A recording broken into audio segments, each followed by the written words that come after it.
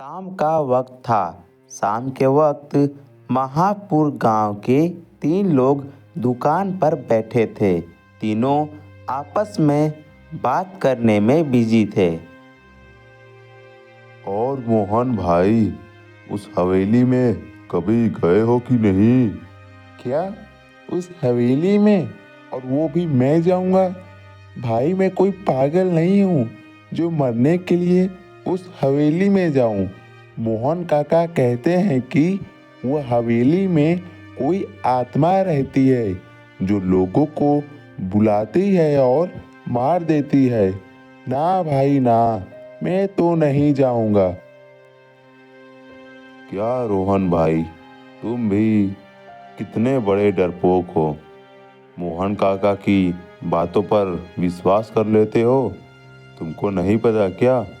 वो तो बनाकर कहानियाँ बताते रहते हैं ताकि इससे लोग डरे। लेकिन मैं उनकी कहानी पर विश्वास नहीं करता। मुझे पता है उनकी कोई भी कहानी सच नहीं होती। वो सब मनगढ़ंत बनाई हुई कहानियाँ होती हैं। अरे बिरजू भाई, ऐसे कैसे बोल रहे हो? मोहन काका जो भी कहानी बताते हैं वो बिल्कुल सच होती है। याद है तुमको, उन्होंने जो उस जंगल वाले रास्ते की कहानी बताई थी, वो कहानी तो सच थी ना? यह तो तुमको भी पता है। और गांव के लोग भी कहते हैं कि मोहन काका की सारी कहानी सच होती है। वो जो भी बोलते हैं वो सब असल जिंदगी में हो चुका होता है। अरे भाई, किस कहानी की बात हो रही है और क्या सच हो सकता है? लो, काका भी आ गए। अब इन्हीं से पूछो कि वो कहानी सच थी या झूठ। अरे रुको रुको भाई, थोड़ा बैठने तो दो, फिर बताता हूँ क्या सच है क्या झूठ। हाँ तो अब बोलो, क्या बात है? क्या बातें चल रही हैं तुम लोगों की? और ये कौन सी कहानी सच है और झूठ है? तुम लोग कौन सी कहानी की बात कर रहे हो? कुछ नहीं काका, हम लोग तो ऐसे ही बैठकर गप्पे लड़ा रहे थे। लेकिन बिरजू और हरिया आपकी कहानियों को झूठ बोल रहे हैं। ये लोग बोल रहे हैं कि आप जो भी कहानियाँ सुनाते हो वो सब झूठ हैं। क्या ये सच है काका? हाँ भाई, अब तुम लोग तो नौजवान हो, तुम लोगों को ये पुरानी कहानियों पर विश्वास नहीं होगा ना। अब चलो, तुम लोगों को इतना ही विश्वास नहीं हो रहा है तो मैं विशाल की कहानी बताता हूँ। विशाल की कहानी? हाँ, सुनाइए ना काका। तो सुनो, एक बार क्या हुआ था, नेगुरापुर में विशाल नाम का एक नौजवान लड़का था। उसने हाल ही में डॉक्टर की डिग्री ली थी। उसकी नौकरी धानापुर में लगी थी।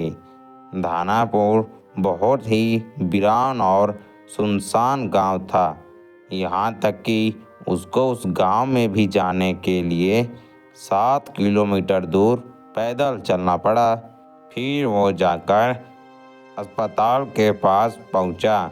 उस दिन वो थक चुका था, इसलिए उसने सोचा कि अस्पताल को अगले दिन से ज्वाइन करेगा। वो अपने रूम पर चला गया। उसे एक छोटा सा जंगल के किनारे रूम मिला था। अब रूम पर तो आ गया हूँ। आज रात आराम करके कल से ड्यूटी ज्वाइन कर लूँगा। अभी थोड़ा सुमित दोस्त को फ़ोन लगाता हूँ। टाइम पास तो हो ही नहीं रहा है, क्या करूँ। हेलो। हाँ सुमित भाई, और बताओ कैसे हो? मैं तो ठीक हूँ, तुम अपना बताओ। हाँ भाई, यहाँ भी सब ठीक है। आज ही ड्यूटी पर ज्वाइन किया हूँ। और तुम अपना सब बताओ, कैसे हो? और सब घर में ठीक हैं? ड्यूटी पे नहीं गए क्या? हाँ, बस आज ड्यूटी का पहला दिन था, लेकिन सोचा थोड़ा आराम कर लूँ। कल से ड्यूटी ज्वाइन करूँगा। हाँ, ट्रांसफ़र अभी मेरा हुआ है दानापुर में। क्या दानापुर में हुआ है? क्यों? ये गांव सही नहीं है क्या? वो बात नहीं है भाई, गाँव तो ठीक है, डॉक्टर लेकिन साहब, मैंने सुना है कि डॉक्टर उस गाँव में साहब, डॉक्टर साहब, तनी बाहर तो आइए। अच्छा सुमित, अभी मैं फ़ोन रखता हूँ। तेरे से मैं बाद में बात करता हूँ। कोई आया है। चल ठीक है, बाय। अरे आ रहा हूँ भाई। कौन चिल्ला रहा है इतनी रात को? जी बोलिए, कौन है आप? बेटा, मैं इस गांव का ही रहने वाला हूँ। मैंने सुना है कि तुम यहाँ पर नए आए हो, इसलिए तुम्हें एक बात बताने आया था। बात? कौन सी बात? बेटा, ये गांव बहुत ही अजीब है और इस गांव में 2-4 लोग ही बचे हुए हैं और ये जंगल का रास्ता है। तो बेटा, रात को खिड़की दरवाजे बंद कर कर सोना और रात को 12 बजे के बाद अगर कोई दरवाज़ा पीटता है तो मत खोलना। ठीक है बेटा, अब मैं चलता हूँ। अपना ध्यान रखना। मुझे भी अंधेरा होने से पहले घर पहुंचना है। इतना कहकर वो आदमी वहाँ से चला गया, लेकिन विशाल को समझ नहीं आ रहा था कि उसने ऐसा क्यों कहा और गांव में सिर्फ 4 लोग ही क्यों बचे हैं। अगर गांव में सिर्फ 4 लोग ही हैं तो उसकी पोस्टिंग यहाँ पर क्यों हुई है। विशाल ने सोचा, ये कोई बूढ़ा व्यक्ति है, शायद इसकी मानसिक स्थिति सही नहीं होगी, इसलिए ऐसी बातें बड़बड़ा रहा था। छोड़ो, मुझे क्या है, मैं चलता हूँ सोने। इतना कहकर विशाल सोने चला गया। फिर अगली सुबह हुई। अगली सुबह विशाल रेडी होकर अस्पताल की तरफ चल दिया। वो अस्पताल पहुंचा तो वहां पर हॉस्पिटल बंद था। वहीं पर एक आदमी खड़ा था। अरे भाई साहब, सुनिए ज़रा, यहाँ अस्पताल बंद क्यों है? ये तो खुला होना चाहिए। अस्पताल रात को खुलता है। अभी आप घर जाओ, शाम को 7 बजे आना। अजीब अस्पताल है, रात को 7 बजे खुलता है। इसको तो दिन में खुला रहना चाहिए। सभी अस्पताल तो दिन रात दोनों टाइम खुले रहते हैं। ये तो दिन में बंद है। चलो, अब घर चलकर आराम करता हूँ, रात को आऊँगा। ना कहकर विशाल घर चला गया और फिर धीरे धीरे शाम हो गई। विशाल शाम होते ही अपने घर से अस्पताल की तरफ निकल पड़ा। वो अस्पताल पहुंचा तो वहां पर अस्पताल खुला हुआ था। वाह भाई, क्या अजीब अस्पताल है। दिन में बंद और रात में खुला। यहाँ पर लोग रात को बीमार होते हैं क्या? अब छोड़ो, मुझे क्या है। मुझे तो 1 महीना यहाँ पर नौकरी करनी है। उसके बाद मेरा यहाँ से तो ट्रांसफ़र हो जाएगा। किसी तरह यहाँ 1 महीने बीत जाएं बस। हाँ सुनिए, मैं आज यहाँ पर ज्वाइन किया हूँ। क्या आप मुझे बता सकते हैं मैनेजर का रूम किधर है? वो आदमी कुछ नहीं बोला।